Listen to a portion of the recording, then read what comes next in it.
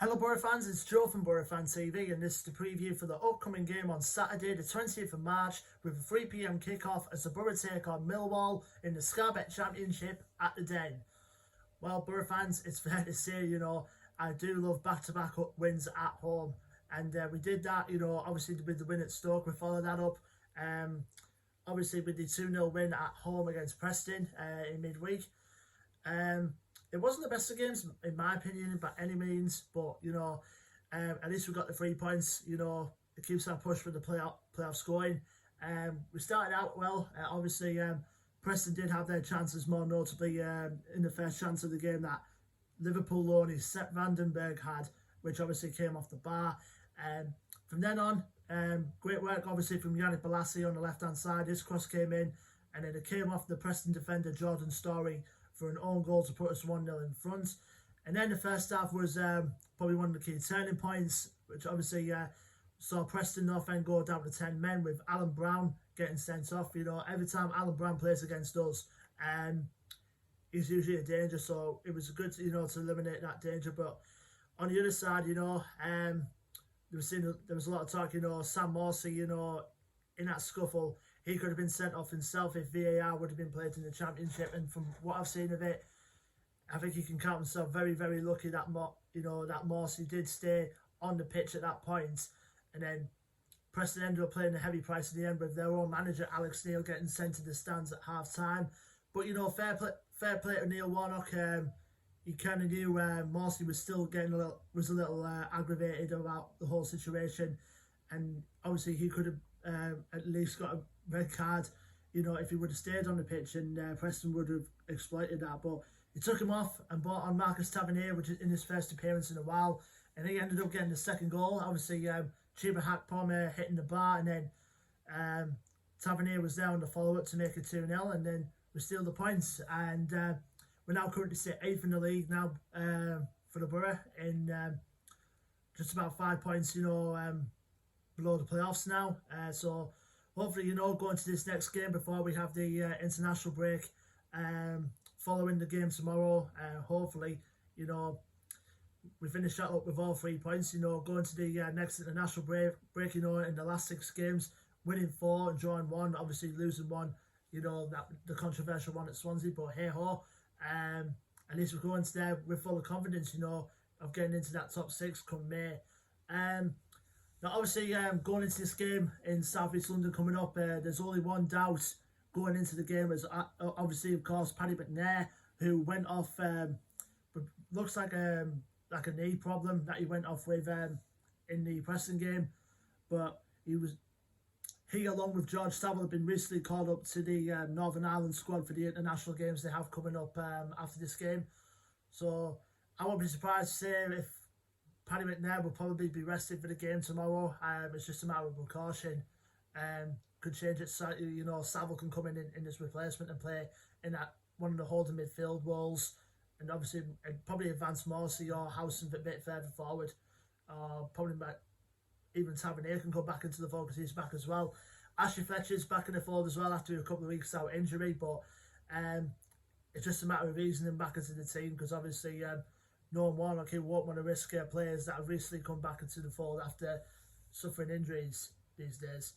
But obviously, we've got all the squad together. Obviously, Asomba Longer is a doubt as well. I don't know what's wrong with him at the moment. From last time I heard, he's been linked with Rangers come the summer. So I don't know whether he'll be in the squad or not. So apart from that, obviously, apart from Marcus Brown and Anthony Dagsteel still missing through their respective injuries, our squad is fully fit to go for the trip to South East London. Now we're going to our opponents, Millwall. Obviously, they're managed at the moment by Gary Rowett. Every time I think about Gary Rowett teams, they're always a bit more defensive, but they do like to play out on the open as well. So it's a tough ask, playing against those sort of teams.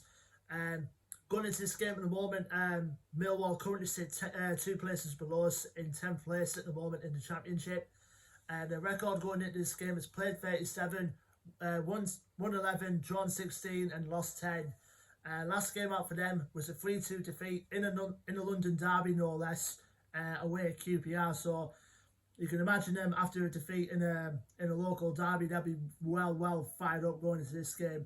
Now, Millwall have been inconsistent, the last couple of games, in the last 5 games there, they've only won 2 and they've lost 3 of them. So it's a bit of an inconsistent form, even though like the 2 places below us, they could have a chance, they would have had a chance, of getting in, sneaking into the playoffs. But, obviously with that defeat, against QPR last time out, I think they're pretty much consolidating for at least a top half finish this season, are the Lions. So as far as players they've got in their ranks to watch out for, obviously, in my opinion, their main player to watch out for, I think, for Millwall is obviously going to be Jed Wallace. I think he's their top scorer at the moment this season with 8 goals. And Jed Wallace, is one of the players we could have signed for Boro years ago, from when we bought George Saville on his own. We could have done a double deal there. But Jed, obviously, Millwall maintained a stance and kept hold of Wallace, and he's been one of the key players since then. Like I said, he's their current top scorer this season with 8 goals to his name. Other players to watch out for, Mason Bennett also comes to mind as well. He's been good, scoring some couple of goals for them as well. I think he's the second top scorer at the moment behind Jed Wallace at the moment. Scott Malone as well, who can play in that wing back position, along with Marlon Romeo as well. But Scott Malone is his second spell at the club, I think I understand. He's been doing well for them. He's been really doing well for them. I think he had a spell in the Premier League, I think, from his time at Fulham, but he didn't play much. They obviously like to play 3 at the back as well, with the likes of Alex Pearce and Jake Cooper as well, and Sean Hutchison. I think Sam Hutchison, Sean Hutchison and Cartel. There's 2 names apart because there's one that's Chef Red as well. But I think it's Sean Hutchinson who can play at the back 3 as well for Millwall. And they've got the experience Bartosz Bielkowski in goal for them as well. He's a very well-proven player at this level as well.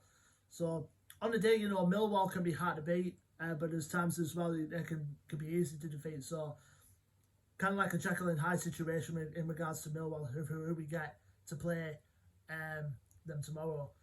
Now, last time we played against him was obviously at the Riverside a few months ago, but obviously it was a game that most Boro fans will know as the game that Duncan Watmore definitely came into light as a Boro player, scoring a double, and then Marcus Tavernier grabbing one to end up with a 3-0 win at the Riverside. Now, in recent times, Boro do have a good record against Millwall. I think in the last 6 meetings, Boro have won 3 of them and have drawn 3. So I think it's fair to say, we got going into this game against Millwall full of confidence, and hopefully, fingers crossed, we go into the international break. In the last 6 meetings we have so far, in the last 6 games in the Championship, we're winning 4, won 1 and lost 1, which is a good record to take us to the international break, and to come back from the international break with a little tough Easter period with a couple of games to definitely stay there, going to be tough. Just hopeful we get 3 points at the Den tomorrow, and hopefully we come back from the international break full of confidence going into 2 tricky Easter fixtures. Let me know your thoughts and predictions in this game in the comments below, Boro fans. Don't forget to like, share and subscribe. Our Facebook, Twitter and Instagram links are also in the description. And until then, I've been Joe from Boro Fan TV, and I will see you on the next preview video, which will be for the game on Good Friday, the 2nd of April, as Boro make their way down to the south coast and meet a very, very particular well-known face to them in the form of their former manager Jonathan Woodgate, as Boro take on Bournemouth away at the Vitality Stadium on Good Friday. Until then, Boro fans, take care, stay safe, and up the Boro.